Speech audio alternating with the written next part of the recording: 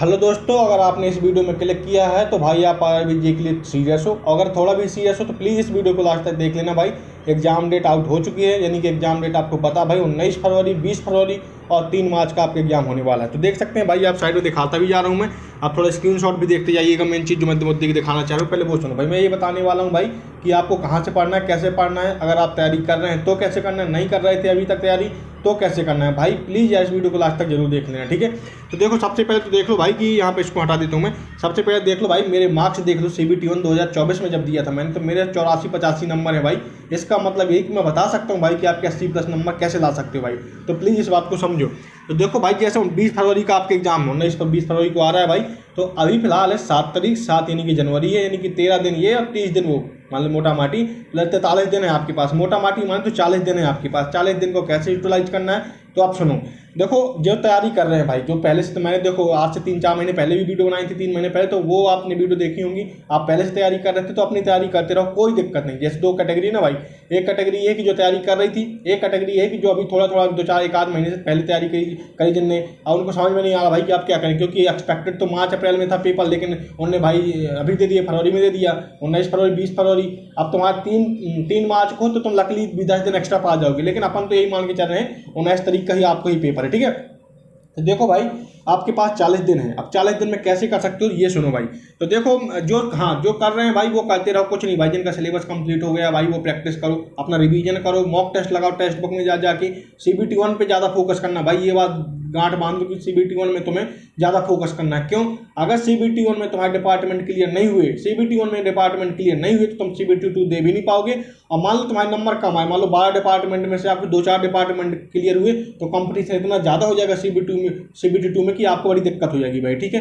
इसलिए CBT 1 ही deciding factor बहुत कहीं ना कहीं हो जाता है भाई, ध्यान देना इस बात को। CBT 1 में जितने ज़्यादा नंबर होंगे, देखो मेरे 84 नंबर थे, कट ऑफ 74-75 गई थी मेरे सारे के सारे कट ऑफ को, मतलब सारे डिपार्टमेंट के लिए मेरे लिए द्वार खुल गए थे। लेकिन अगर आपके कम नंबर रह जाएंगे तो आपको कम डिपार्टमेंट के द्वार खुलेंगे। इसलिए मतलब CBT 1 में ज़्यादा फोकस करना भाई।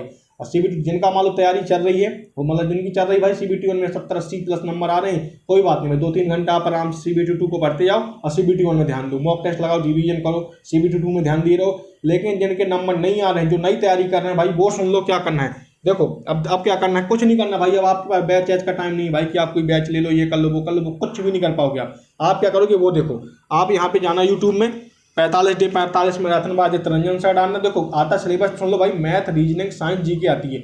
मैथ आती है 30 नंबर की, साइंस आती है, वो रीजनिंग आती है 25 नंबर की, 55 हो गई आपकी। 30 नंबर की साइंस आती है तो 85, और 15 नंबर की जीके आती है तो 100 हो जाती है। तो आपको देखो, जो मैथ होता है रीजनिंग, उसमें से 55 में से आपको एनी हाउ टारगेट करना है 50 नंबर। अब वो आ जाएंगे, मैं बता रहा हूँ कैसे आ जाएंगे, वो भी सुन लेना।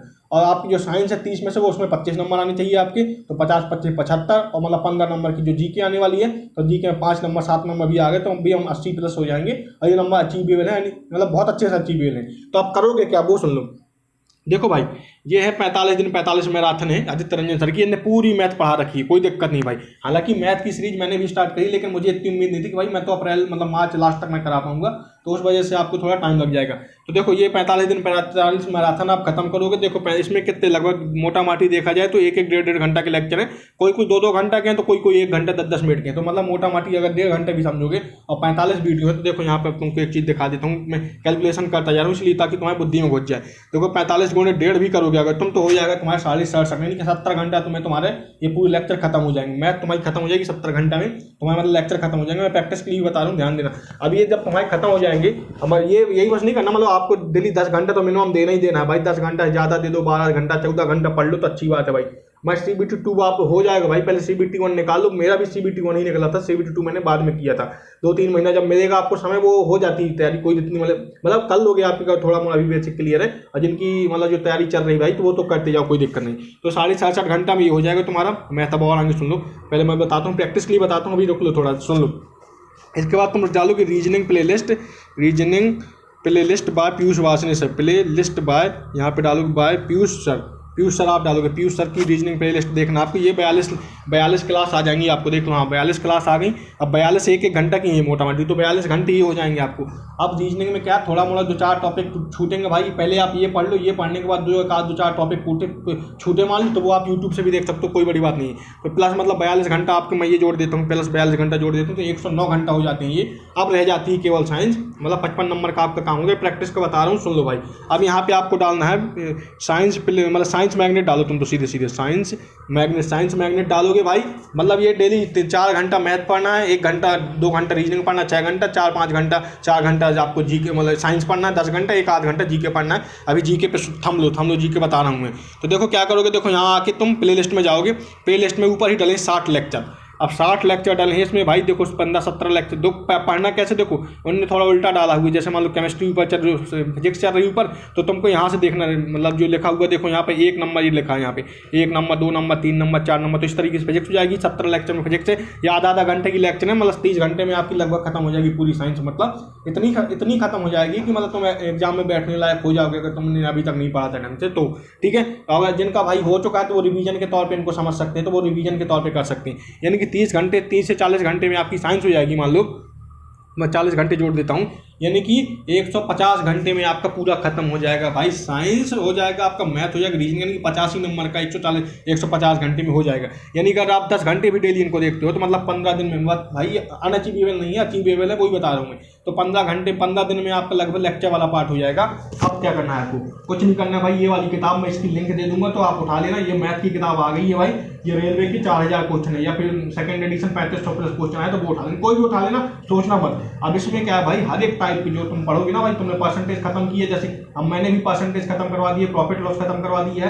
अब मैं इतनी जल्दी तो ऑटोमेटिक ही करा पाऊंगा आप लोगों के लिए, बाकी जो एनटीपीसी वगैरह ग्रुप डी वगैरह के लिए पूरा भी करा दूंगा। 2-2 घंटे के लेक्चर भी रहेंगे मेरे, तो वो आप देख लेना, कोई दिक्कत नहीं, आपको बहुत फायदा करेंगे, एज ए रिवीजन देख लेना। तो देखो भाई, इसमें जो क्वेश्चन है सब क्वेश्चन नहीं करना है, हर एक टाइप की प्रैक्टिस कर लेना है आपको, 2-2 4-4। अब अलग से प्रैक्टिस नहीं करना, सिर्फ वो लेक्चर देखना है, पीवाईक्यू आपको ये कर लेना है बस।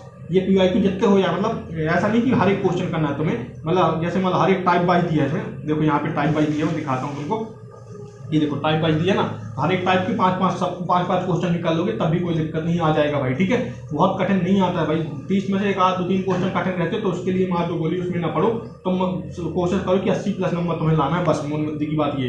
तो तुम यहाँ से प्रैक्टिस कर लोगे मैथ की। अब मैथ हो गई तुम्हारी, मतलब देखो ये हो गया 15 दिन में तुम्हारे पूरे लेक्चर खत्म हो जाएंगे, तो तुम इतने एलिजिबल हो जाओगे कि तुम्हें पढ़ना क्या है। अब तुम मैथ लगा सकते हो आराम से, मैथ लगा थोड़ा लगाते जाना। रीजनिंग में कोई प्रैक्टिस नहीं करना भाई, सीधे मॉक पे जाना है। और साइंस, रही बात साइंस की, तो तुम क्या करना, देखो जिनने परमार सर से मैं पढ़ा हुआ था तो उनके लिए तो ये वाली किताब थी, कोई दिक्कत नहीं भाई, इससे पढ़ना था थ्योरी उनको। लेकिन जिनने परमार, मैंने नीरज सर का इसलिए बता दिया कि जो नए बच्चे होंगे तो उनके लिए दिक्कत आएगी। लेकिन जिनने परमार सर से पढ़ा था भाई, तो 1 शॉर्ट वीडियो देख लेना, इसमें दिखा देता हूँ, नहीं तो समझ में नहीं आएगा आपको। देखो इसमें दिखा देता हूँ मैं 1, जैसे जिनको मतलब इनसे पढ़ना है तो परमार सर पर। अब देखो क्या करना है आपको, पूरा लेक्चर नहीं देखना भाई, ये जान लो। अब तुम डालोगे 1, देखो ये तो जिनने मतलब देखो 2-3 सब्जेक्ट में बता दिया, साइंस मैथ रीजनिंग का बता दिया मैंने, तो मैथ की प्रैक्टिस बता दी। अब तुमको जब साइंस बता दिया और मैंने रीजनिंग बता दी, अब इसके बाद तुमको मॉक लगाना है। 20 दिन बाद तुम मॉक लगाओगे, थोड़ा एक मॉक डेली लगाओगे, समझ में आ जाएगा। तुम्हें 50 नंबर 60 नंबर आएंगे, अभी 50-60 आएंगे, लेकिन तुम जब 10-15 मॉक लगा लोगे तो तुम्हारे 70-75 नंबर आराम से आने लगेंगे, इस बात पर गांठ बांध लो। इसके बाद देखो जब तुम्हारी अब जब 20 दिन खत्म हो जाएंगे, अब तुम्हारे पास क्या रहेगा, रिवीजन और मॉक प्रैक्टिस, ये रह गया। तो अब क्या करोगे तुम, अब जीके तुम्हें देखना है भाई, अब तो 85 नंबर की किया था अभी, तो अब तुम्हें जीके में क्या करना है भाई, डेली 2 घंटा मैंने कहा था जीके पढ़ने के लिए। तो तुम पढ़ोगे कैसे, आधा घंटा तुम करंट अफेयर देखते जाओगे, कुछ भी कर देखो, देखो नीचे टॉपिक डाल देता हूँ मैं, इन टॉपिक के ऊपर तुम्हें करंट अफेयर देखनी है बस। इसके बाद तुम्हें डालना 1 short lectures bye Parmar sir, lectures bye Parmar SSC, Parmar SSC. तो यहाँ से तुमको देखो ये आ जाएगा, यहाँ पे क्लिक करोगे, ये ऊपर ही आ गए, देखो ये सॉरी यहाँ चलो मैं ऊपर ही आ गए, तो क्या दिक्कत है, परमार। तो देखो ये 4-4 3-3 घंटे के होंगे, 4-4 3-3 घंटे के। देखो हिस्ट्री ज्योग्राफी ये देखो फिजिक्स का डाला, हिस्ट्री ज्योग्राफी पॉलिटी इकोनॉमिक्स सारे के सारे डरने भाई। यहाँ से तुम 1 शॉर्ट लेक्चर देख लोगे तो तुम्हारा जीके वाला पार्ट भी हो जाएगा लगभग 20-25-30 घंटे में। इतना हो जाएगा कि तुमको समझ में आने लगेंगी चीज़ें। इसके बाद तुमको पीवाईक्यू उठाना है, मतलब पीवाईक्यू में कहाँ से करोगे मैं वो भी सुन लो भाई।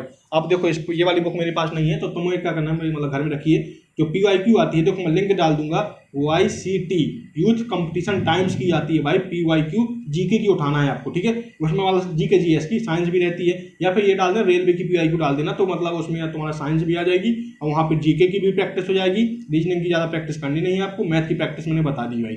तो यहाँ से तुम्हारा सब कुछ कंप्लीट हो जाएगा भाई। तो इस तरीके से तुम यूटिलाइज करोगे तो तुम्हें बहुत फायदा मिलने वाला है भाई, और कर सकते हो भाई। अगर एक बार तुमने CBT 1 क्रैक कर लिया, जो मतलब पहले से कर रहे हो तो उनको तो और भी ज़्यादा बेनिफिट मिल जाएगा। जो नहीं कर रहे हैं भाई, क्योंकि आप परेशान हो रहे भाई ये आप क्या करें, आप क्या करें, तो उनके लिए मैंने बता दिया भाई। और जो मतलब पहले से कर रहे थे वो तो अपना कंटिन्यू रखो, ये रिवीजन के तौर पे कर सकते हो, और बाकी मॉक टेस्ट लगाते रहो, रिवीजन करते रहो, ठीक है। अगर आपने CBT 1 क्लियर कर लिया तो मैं गारंटी दे सकता हूँ कि भाई 3 महीने में CBT 2 भी आप कर सकते हो।